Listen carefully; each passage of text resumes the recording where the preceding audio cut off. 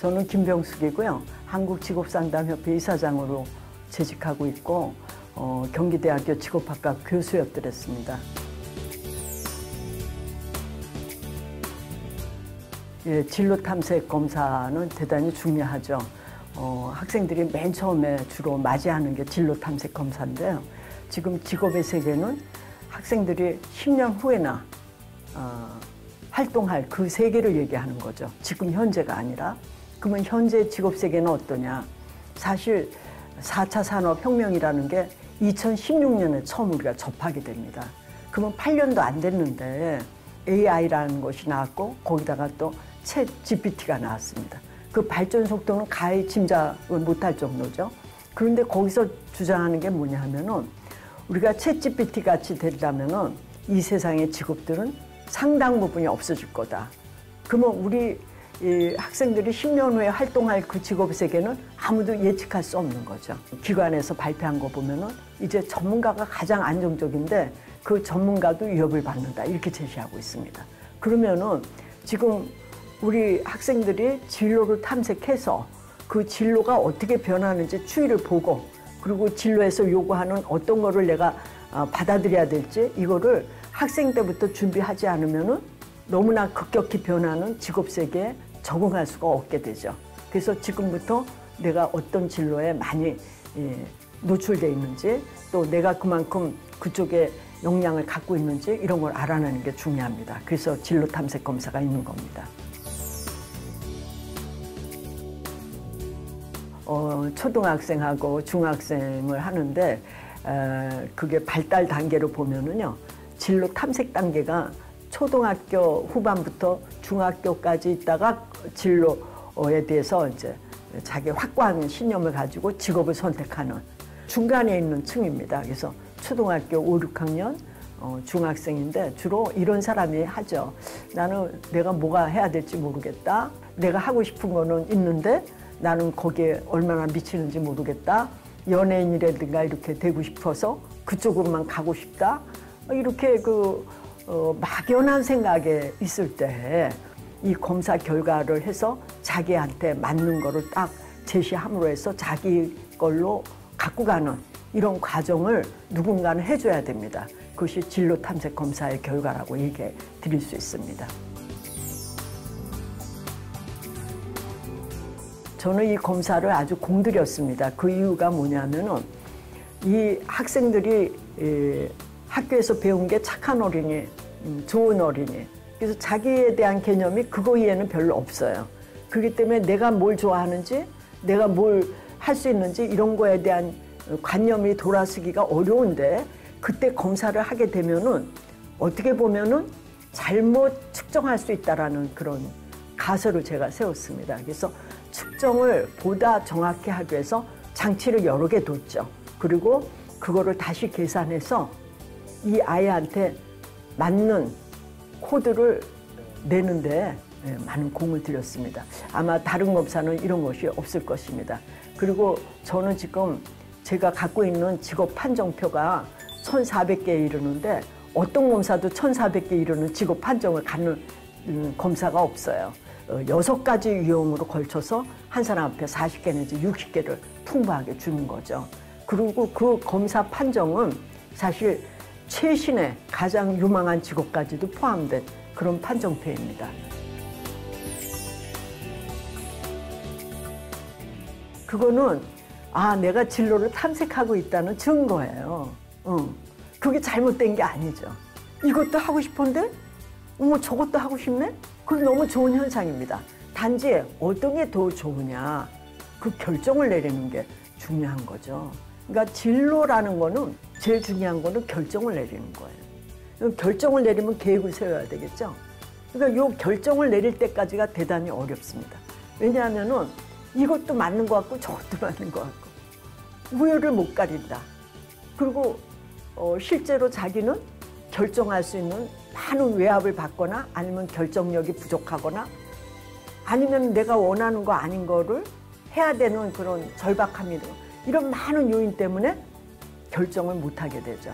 그걸 우리가 무관심, 무결정 이렇게 얘기합니다. 그래서 그런 거를 돕기 위해서 이 검사를 하게 되는데 탐색을 한다는 거는 이미 이거를 결정했다라는 게 아니에요. 자기가 이렇게 여러 가지 하고 있다가 이 검사에서 이렇게 나온 거 보고 어머, 이거였네. 이렇게 알 수 있는 그런 또 단서를 제공하는 그게 연결돼 있습니다. 그러니까 여러 가지 한다는 건 좋은 현상입니다. 진로 교육을 시킨다 그러는데 그거는 뭐 사실 제일 중요한 역량을 길러야 되는데 그게 조금 등한시되는 경우가 있어요. 그게 뭐냐면 아까도 말씀드렸습니다. 정보를 많이 갖고 있다가 어떤 게 참인지, 어떤 게 진실인지, 어떤 게 치신인지 이거를 결정해야 되잖아요. 그러니까 결정한다는 건 의사결정이에요. 진로 교육의 꽃은 의사결정입니다.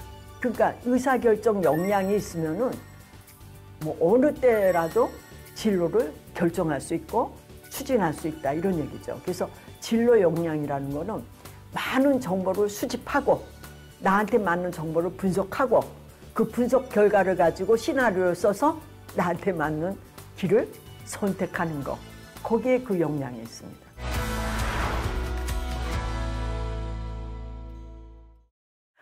진로 탐색 검사에 대해서 말씀을 드리겠습니다. 홀랜드의 직업선택 이론이 주요한 이론으로 제시했습니다. 왜 그러냐 하면은 홀랜드가 유일하게 성격을 통해서 직업을 봤기 때문입니다. 홀랜드는 한 사람이 6가지의 그 코드가 있는데 그중에 3개의 코드를 갖는다 이렇게 제시했습니다. 그래서 그 코드에 대해서 한번 보죠. 맨 처음에 현실형이 있습니다. 이거를 R이라고 하는데 이거는 이 약자를 제시한 겁니다. 이렇게 해서 시계 방향으로 돌게 됩니다. 그래서 R, I, A, S, E, C 그래서 리아색으로 이 육각형 모형을 표현하죠. 홀랜드는 한 개인이 3개의 코드를 갖는다 이렇게 제시를 했습니다.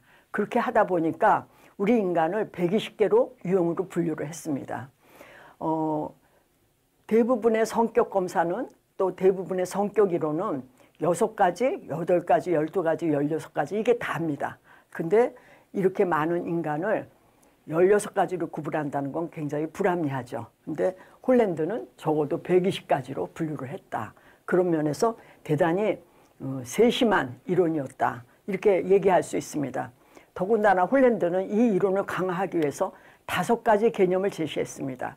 5가지 개념으로 이 이론을 더 보강을 했는데 그중에 제일 많이 쓰는 게 일관성입니다.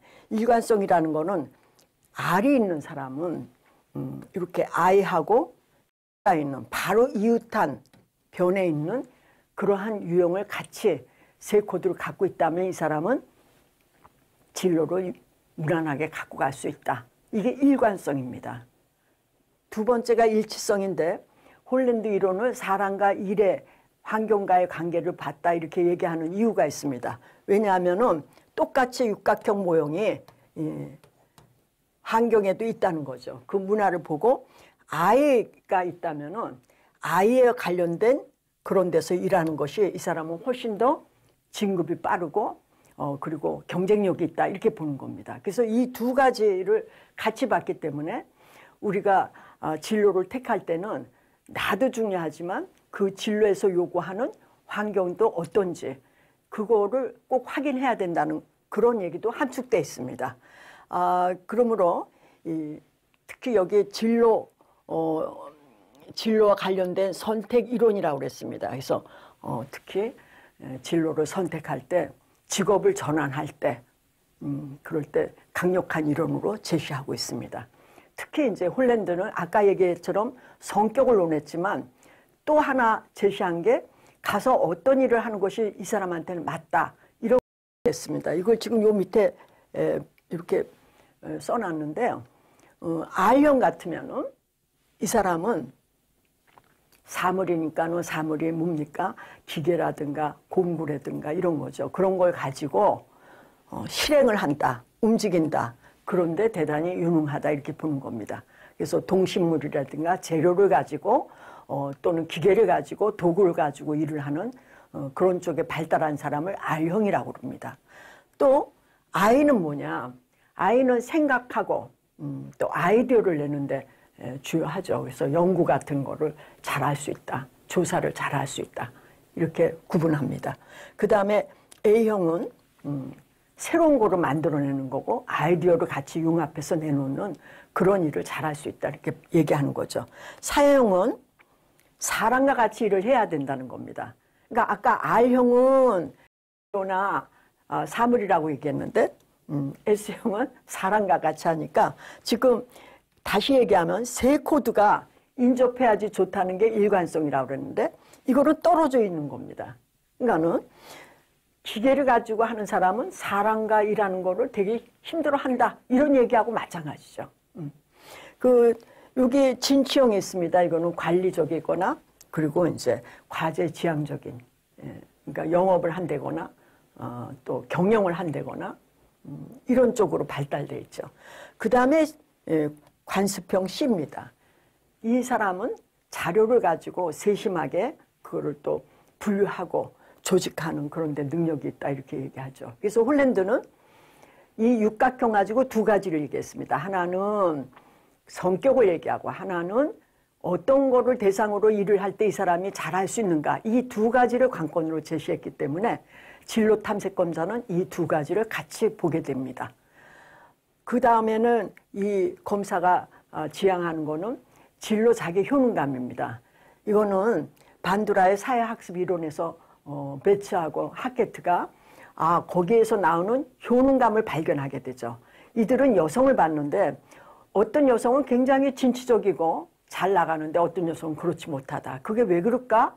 그것이 효능감에 있다고 봤습니다. 그래서 이거를 도입해서 진로, 자기 효능감 이렇게 이론을 발표하게 됩니다.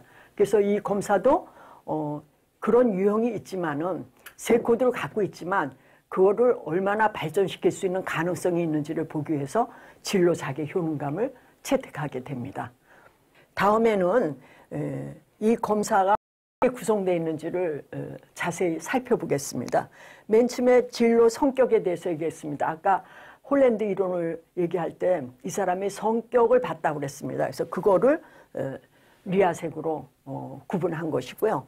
두 번째 진로 유형을 봤습니다. 진로 유형은 그 홀랜드가 이 사람이 성격도 있지만 어떤 걸 가지고 대상으로 하는 게 가장 잘할 수 있다는 걸 예언했기 때문에 그와 관련된 거를 리아색으로 다시 표현한 겁니다. 그 다음에는 나의 소질이 있습니다. 이거는 중학생만 넣습니다. 이 나의 소질도 각각의 그 영역 중에 이거를 다시 홀랜드 코드화해서 이 세 가지가 그러니까 진로 성격, 진로 유형, 또 나의 소질 이 세 가지의 유형이 얼마나 일치하느냐에 대단히 관건을 뒀습니다. 이 검사는.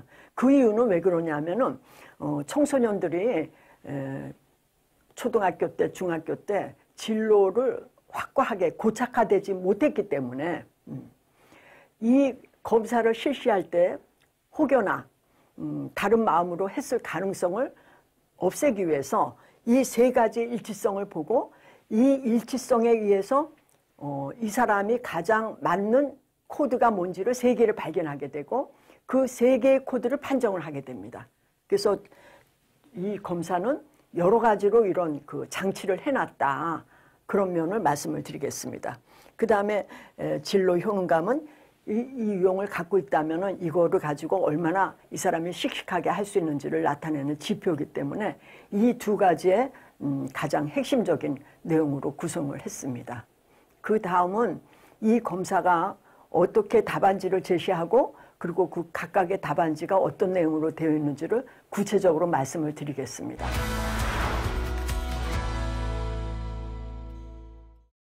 검사 결과 내용을 설명을 드리겠습니다. 검사 실시할 때 한번 보시면은요, 우리 학생들이 초등학교 5, 6학년이 해당된다 이렇게 얘기했습니다. 그 이유는 초등학교 저학년은 아직 진로에 대해서 명확하게 구분할 수 있는 그런 시기가 아니기 때문에 5, 6학년으로 규정을 했고요. 그리고 중학교 전 학년이 해당됩니다. 소요 시간은 앞전에 말씀드린 대로 초등학생은 자기 소질이 빠졌기 때문에 140문항이고 40분이고요. 중학생은 200문항이 넘고 45분 정도 해야 됩니다. 이 검사에 유의점이 있습니다. 이거는 선생님께서 꼭 해주셔야 되는데 맨 처음에 읽어보고 느낀 첫 번째 느낌이 딱 맞는 내용입니다. 이걸 좀 더 구체적으로 생각하면은 자기 암시를 걸어서 자기 스스로 자기가 만드는 그런 효과가 있기 때문에 요 점을 학생들한테 꼭 유의를 해 주셨으면 하는 마음으로 요 난을 적었습니다. 다음 보겠습니다. 이게 그 결과지의 전체 내용입니다. 이 내용은 학생과 학부모가 같이 볼 수 있도록 했고 학부모님에 대한 의견도 뒤에 집어넣습니다. 그리고 마지막으로는 꿈지의 생각이라고 해서 가벼운 멘트 이런 걸로 구성을 했습니다. 그래서 이 답안지에 각각의 항목이 어떻게 구성되어 있는지 어떤 내용이 들어가 있는지를 살펴보겠습니다. 맨 처음에 이 검사가 얼마나 유효한지 신뢰가 있는지 타당한지를 제시하는 그 항목들을 제시했습니다. 아까 설명한 것과 같이 진로 성격과 진로 유형 간의 일치도는 대단히 중요하다고 그랬습니다.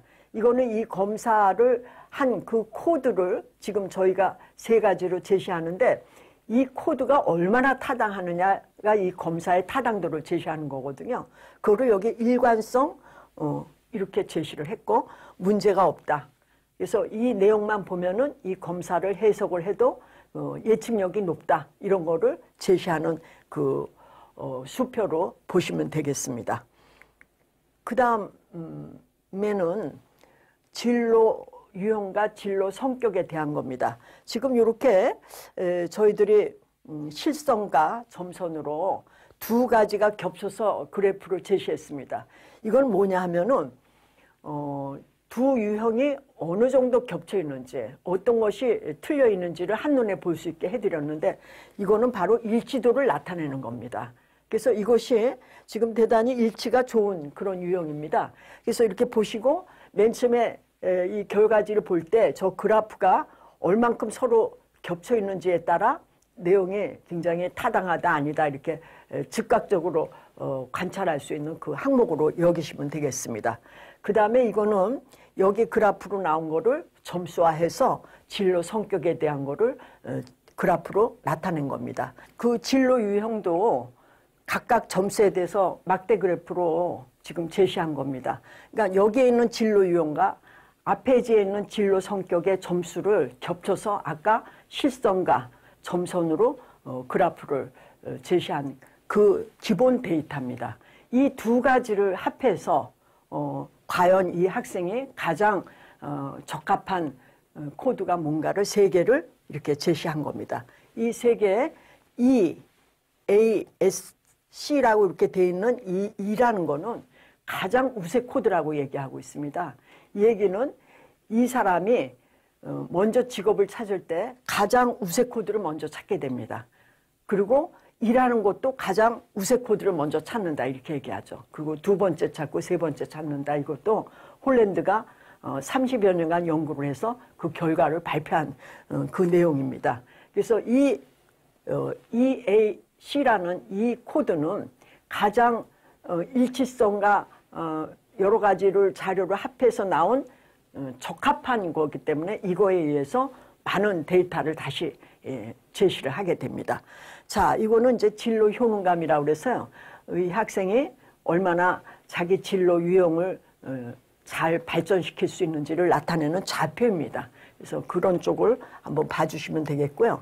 그러면은 이 나온 결과를 좀 더 세부적으로 제시하기 위해서 맨 처음에 진로 성격에 대해서 어떤 코드인데 그 성격은 어떤 내용으로 구성되어 있다. 그래서 맨 처음에 가장 두드러진 성격 이렇게 얘기를 했습니다. 가장 우세 코드를 이렇게 얘기했죠. 그래서 그들의 성격을 제시했고 그 다음에 2번째 코드, 3번째 코드 이렇게 해서 이 사람은 예술사의 진취형의 성격을 갖는다.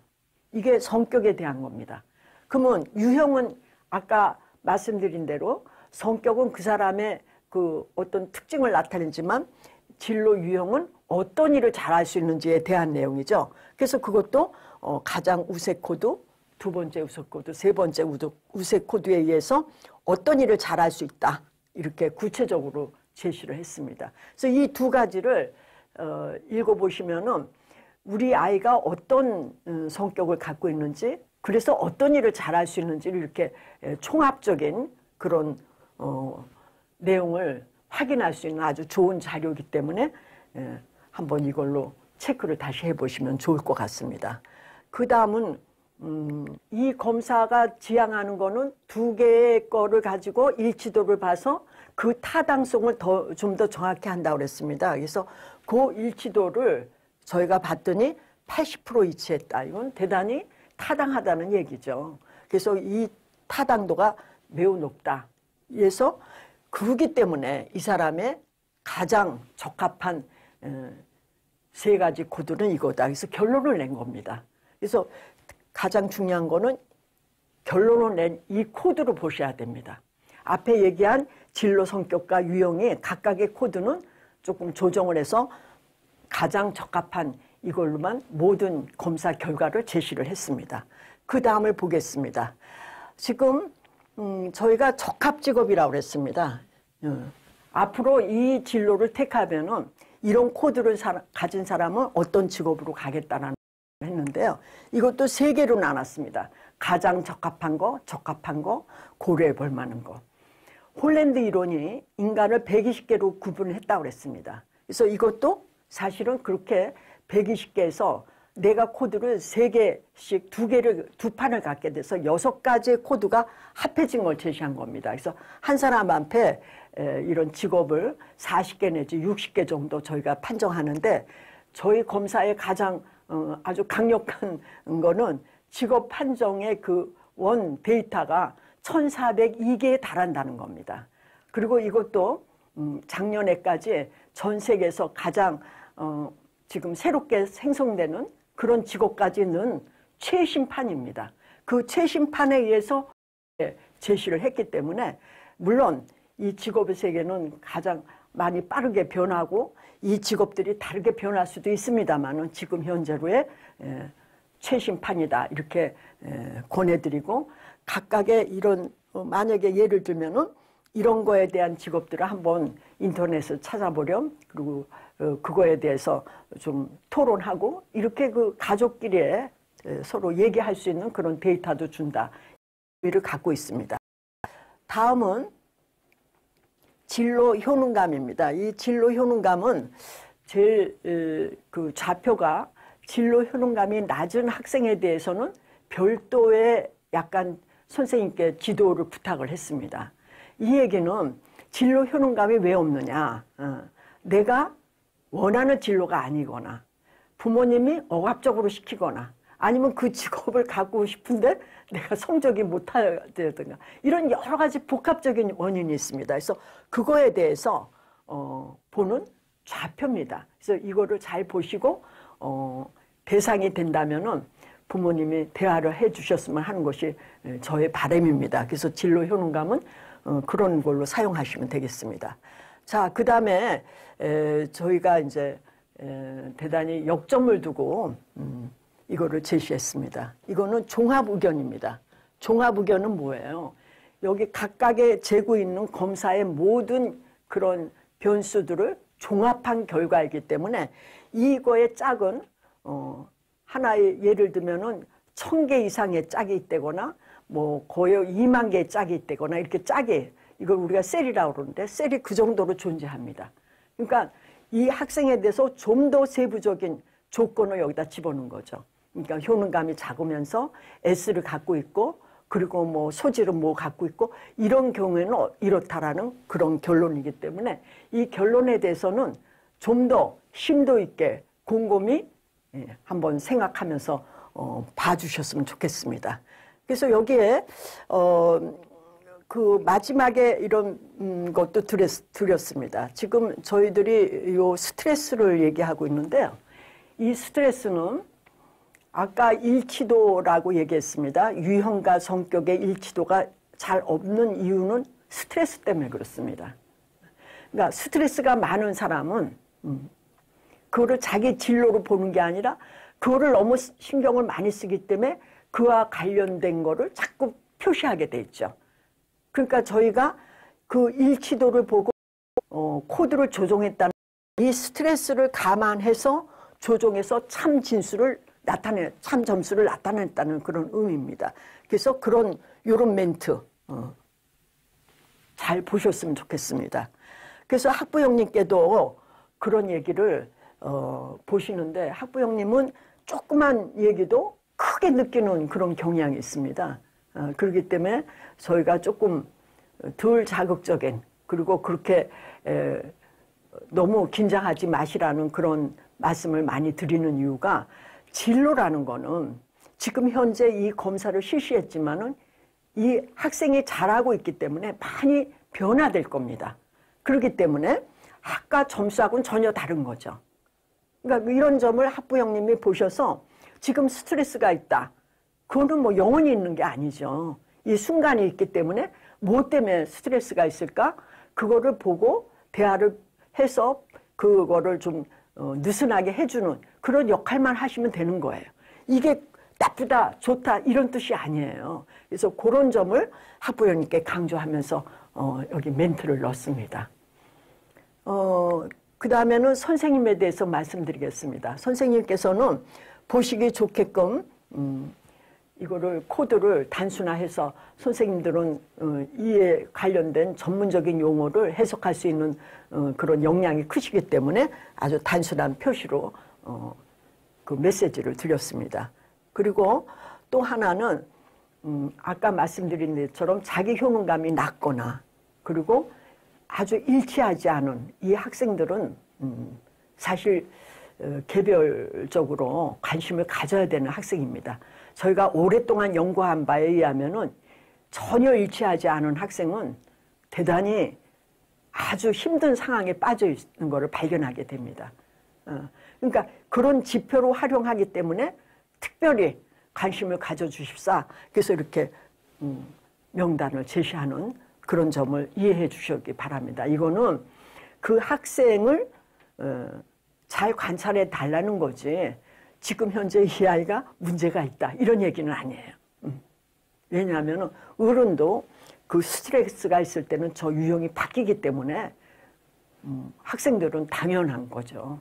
그러니까 지금 그 스트레스를 어떻게 풀어줘야 되는가가 관건이지, 이 아이가 나쁘다 좋다 이렇게 판단하면 안 되는 거라고 말씀을 드리겠습니다.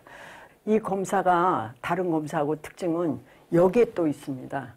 그건 뭐냐 하면은 다른 데는 다 T점수를 하고 있는데 저는 지수점수를 사용했습니다. 지수점수는 어떤 의미가 있느냐, T점수는요 우리 인간을 이렇게 정상분포에 있다고 보는 거죠. 그래서 이쪽은 매우 좋다, 좋다, 그리고 여기는 매우 낮다, 낮다, 그리고 가운데를 보통이다 이렇게 보는데, 사실 진로는 학업 성적이 아닙니다. 그리고 진로는 점점 변하게 돼 있습니다. 그러니까 그렇게 누구를 비교를 해서 이 아이가 진로가 높다, 낮다 이렇게 얘기하는 거는 사실 어긋나는 인간에 대한. 그래서 저는 지수 점수를 썼고 그 폭도 아주 좁습니다. 그래서 가장 높은 게 70, 그 낮은 거는 30으로 봤습니다. 그래서 매우 높음, 보통, 미흡, 낮음으로 5가지 오간 척도를 그대로 사용한 겁니다. 그래서 선생님께서도 이 지수가 어떤 의미를 갖고 있는지, 우리는 아이들이 점점 달라지는 그거를 어떻게 봐야 되는지를 보시고 이거의 의미를 가져주셨으면 좋겠습니다. 이거는 이제 그 검사지 그 맨 뒤에 나와 있는데요. 이 검사 내용을 보고 자기 스스로 어떤 워크시트 같은 그런 입장에서 좀 활용할 수 있도록 이렇게 돕도록 한 것입니다. 이제까지 다 진로 탐색 검사의 전체를 말씀드렸는데요. 이 검사는 다른 검사하고 틀립니다.